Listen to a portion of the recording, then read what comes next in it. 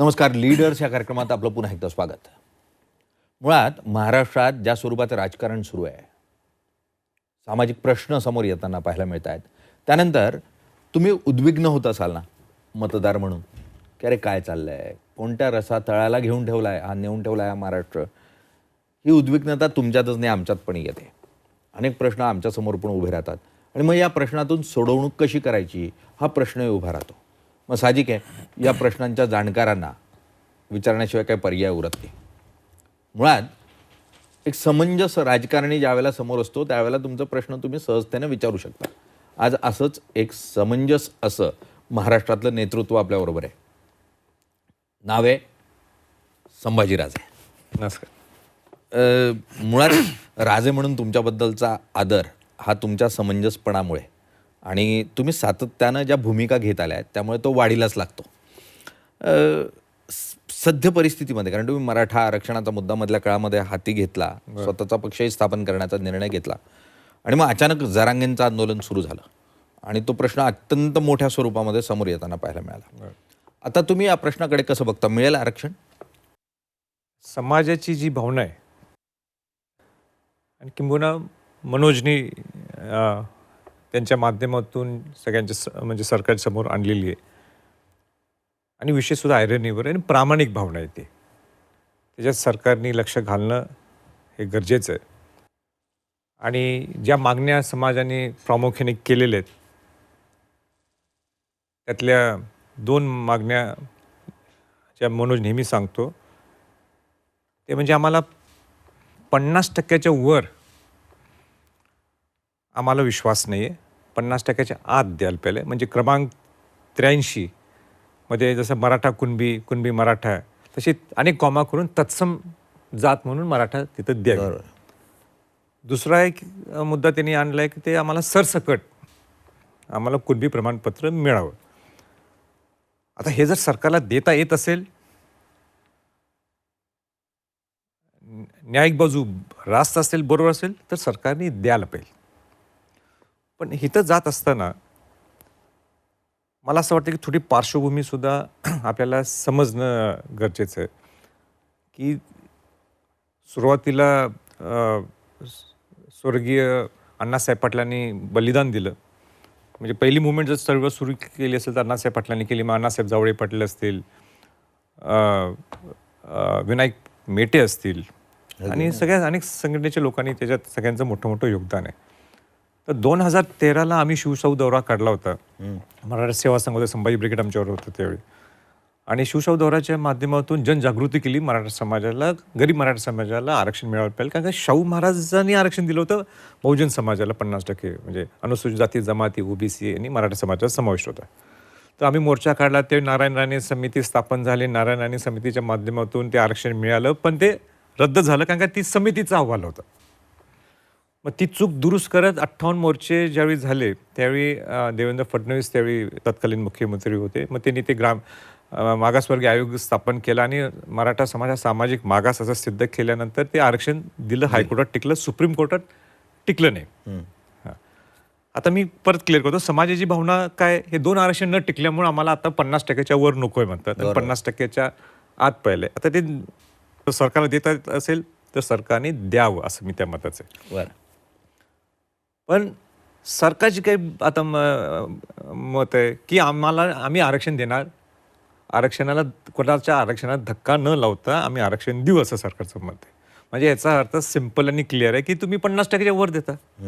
तर 50%च्या वर द्यायचं म्हटलं तर परत तुम्हाला एसीबीसी शिवाय दुसरा पर्याय नाही, जे पूर्वी तुम्ही 2दा दिलेलं आहे ऑलरेडी.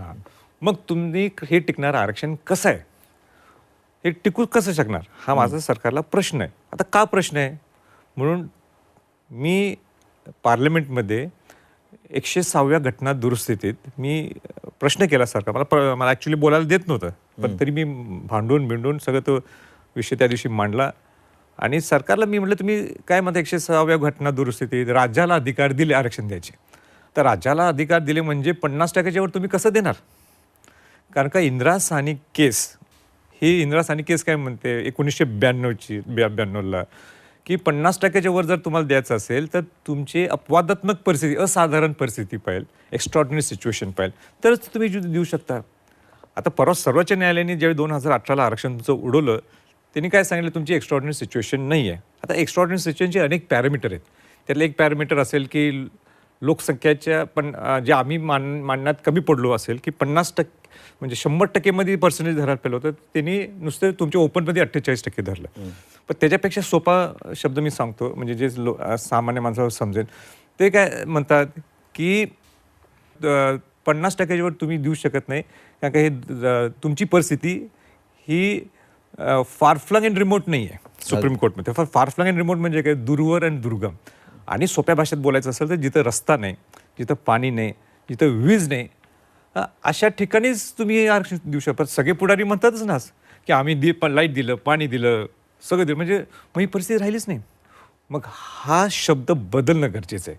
म्हणून मी परवा दिल्लीत सुद्धा आम्ही सगळ्या खासदारांना एकत्र बोलवलं, का की तुम्ही हा विषय पंतप्रधानांच्याकडे घेऊन जायला पाहिजे.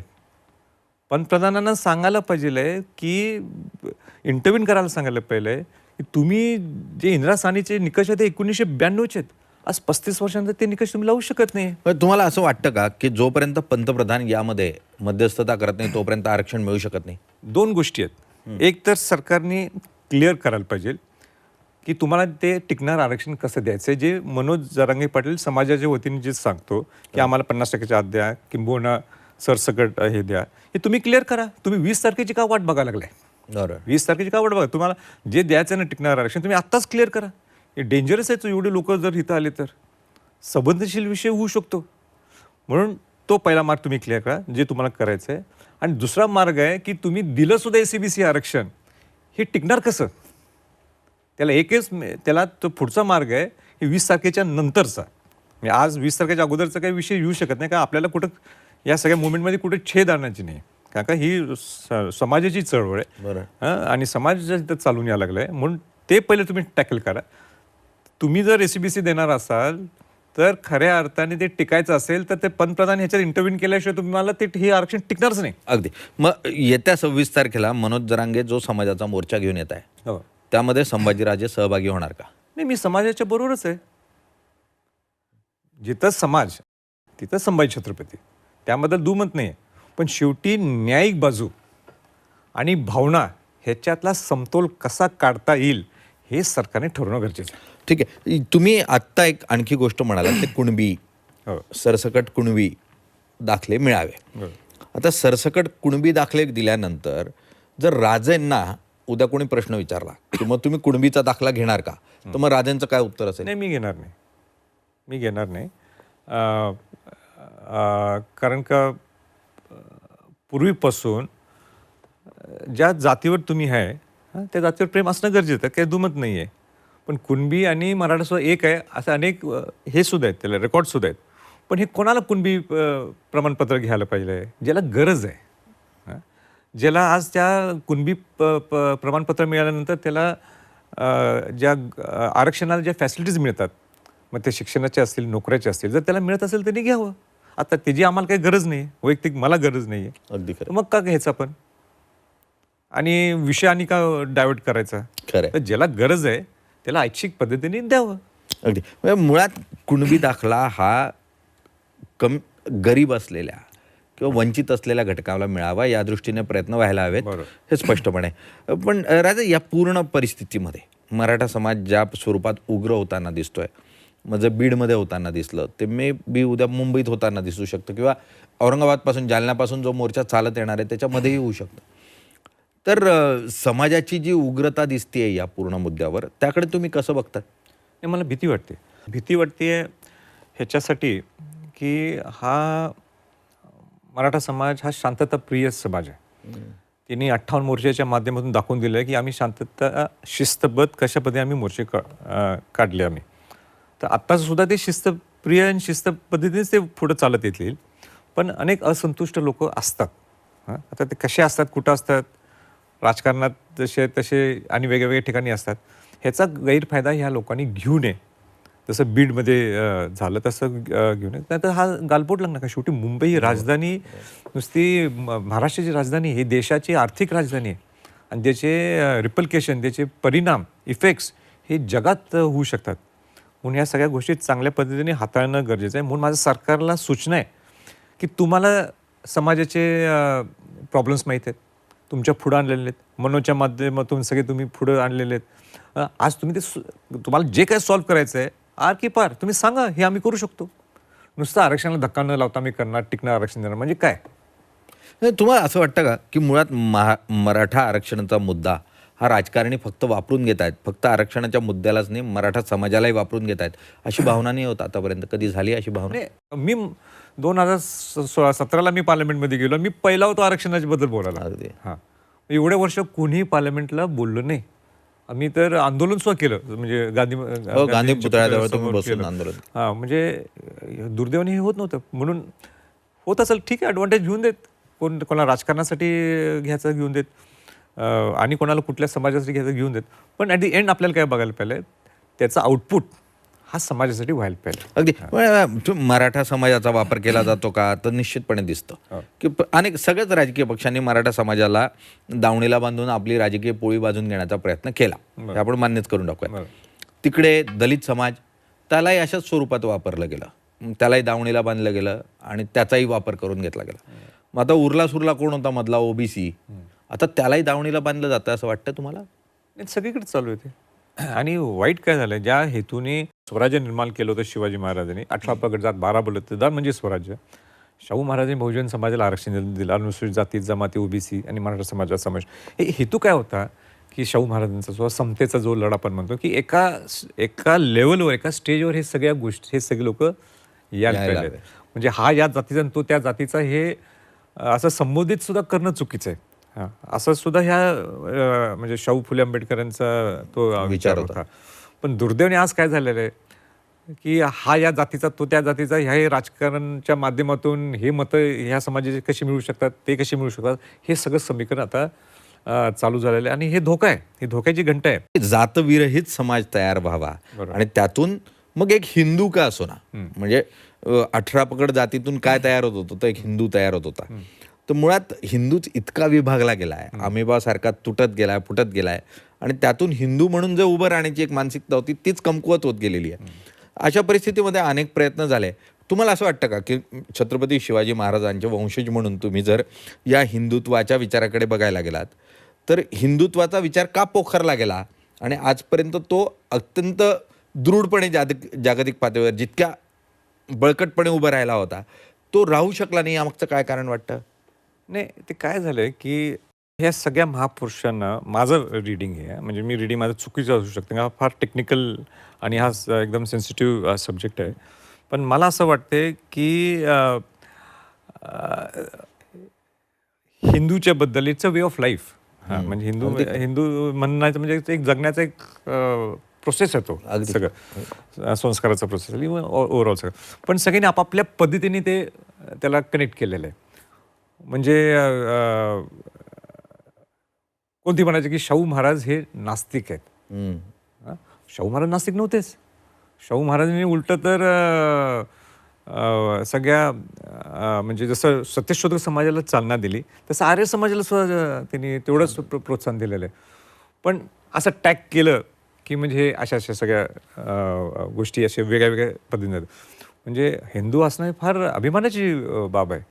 पण ह्याला आता ते वेगळ्या वेगळ्या अँगलनी आपापल्या सोयीनुसार सगळे त्याला, अगदी प्रत्येक जण, म्हणजे महाराज आपल्याला शाहू महाराजांचं स्मारक आपल्याला पाहायला मिळतं मंदिर रूपामध्ये पन्हाळगडावर. हो, म्हणजे राजर्षी शाहू महाराजांनी उभं केलेलं शिवाजी महाराजांचं मंदिर आहे तिथे. शाहू महाराजांनी जर महाराजांचं मंदिर उभं केलं असेल तर ते नास्तिक कसं असतं? पण ठीक आहे, मुळात वापर करायचा आणि त्या माध्यमातून या परिस्थितीमध्ये राजकीय पक्ष तर विभागले गेलेले आहेत, पण मनच विभागली गेली, दुभंगली, अशा स्वरूपाचं चित्र तयार झालेलं असताना आत्ता जर या प्रश्नाचा मार्ग असेल तातडीनं, तर कायदा सुव्यवस्था पण बिघडायला नको, अडचण यायला नको आणि मराठा समाजाला मदत पण झाली पाहिजे. तर तातडीचा मार्ग काय सांगा? तातडीचा मार्ग हाच आहे की सरकारला हा प्रश्न माहीत आहे, समाजाचे प्रश्न त्यांच्या पुढे पोचलेले आहेत. तुम्ही आणि आता चर्चा कशाला करता? तुमची ऑलरेडी चर्चा VCच्या माध्यमातून, मनोज जरांगेंच्या माध्यमातून जे समाजाला रिप्रेझेंट करतात झालेली आहे. तुम्ही जे काय तुम्हाला करायचं आहे, वाय वेट फॉर 20 तारीख? तुम्ही जे असेल ते सांगून टाका, हे आम्ही करू शकतो, हे करू शकत नाही. आता हे सुद्धा म्हणजे सामाजिक मागास सिद्ध होणं हे मी 2 वर्षापासून सरकारच्या मागे आहे. करा म्हणून. कारण शेवटी सामाजिक मागास तुम्ही सिद्ध केल्याशिवाय, कारण सुप्रीम कोर्टने तुम्हाला नाही म्हणून सांगितलंय. ज्यावेळी तुम्ही स्वतःच सामाजिक मागास आहात, पण ते आता 15 तारखेपासून काहीतरी सुरू करणार आहे. म्हणजे हे 2 वर्ष त्यांनी लावले हे सुरू करायला. म्हणून परत आणि हे नको. तुम्ही म्हणजे युद्ध पातळीवर मीटिंग बोलवा, ठरवा तुम्हाला काय करायचं आहे. तुम्ही ठरवलं असं जर टिकणारं आरक्षण हे आहे, तर तुम्ही सांगून टाका ना एकदा. इथं येणार, इथं परत सगळे लाखो लोक येणार. लाखो लोकांची इतकी सोपी नाही ना, की सगळे आपापल्या सोयी करणारच आहेत. सगळे ते गरीब मराठा समाजाचे लोक सगळे करणारच आहेत आणि सगळी सिस्टमॅटिक प्लॅनिंग सगळ्यांची त्या लेवलला तिथं चालू आहे. तर पण शेवटी किती झालं तरी गैरसोय होऊ शकते. अगदी गैरसोय तयार झाली आणि गैरसोयीच्या बरोबर उलटं सुलटं तिथं जो काही होऊ नये ही समाजात भीती असते, जी कोण करणार नाही समाजातले लोक, पण असंतुष्ट असं मी म्हटलं लोक असतात.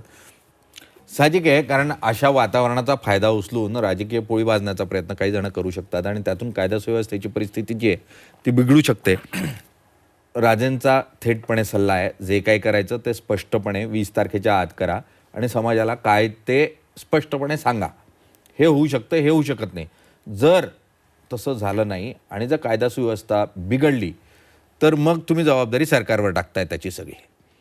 माझं म्हणणं आहे, सरकार हे मायबाप आहे. बरं, सरकारने हे सगळी यंत्रणा हँडल करणं गरजेचं आहे. सरकारच्यामुळेच परवा अंतरवालीत काहीतरी मुवमेंट झाली, ब्लेम झालं कोणाच्यावर, डायरेक्ट सरकारवर एक चुकीच्यामुळे.